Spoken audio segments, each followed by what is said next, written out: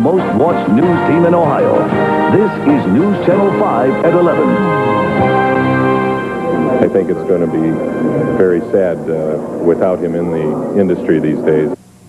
Sad indeed. Clevelanders are remembering the man who told jokes for the better part of a century.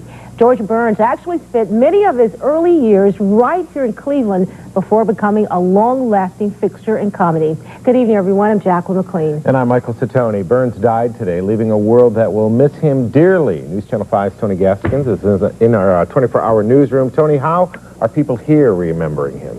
Well, Mike, even though he was 100 years old, a lot of folks are shocked. They almost expected George Burns to just go on living. They are, of course, saddened by his passing, but grateful for all the laughs he generated over the years.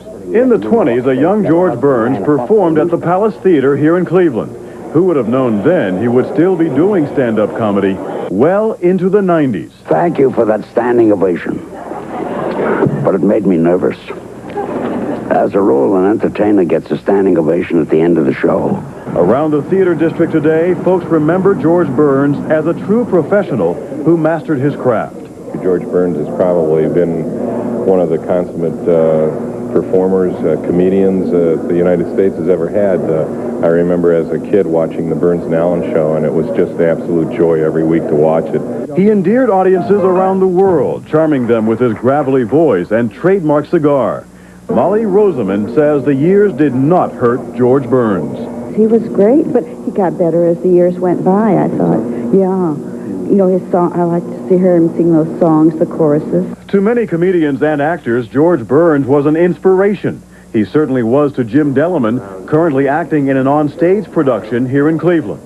For somebody to be involved in the business for as long as he was and to reach his 100th birthday, and I mean, he was so determined to just stay active and everything, and for him to do it that long is just an inspiration to anybody who's involved in acting. Burns has played to generations of fans and probably had every intention of performing for a new generation. This is just so fit. President Clinton called George Burns today one of the greatest entertainers of all time. An understatement. Jackie? Tony, Mike? his agent today said that he didn't suffer at all. He didn't go through any pain or anything, and that was good to hear. It didn't seem like you had any trouble tonight talking to people who felt they had a connection. No, everybody who knew George or saw George or heard George loved the man. Okay, Tony Gaskins live. Thank you, Tony. Sure.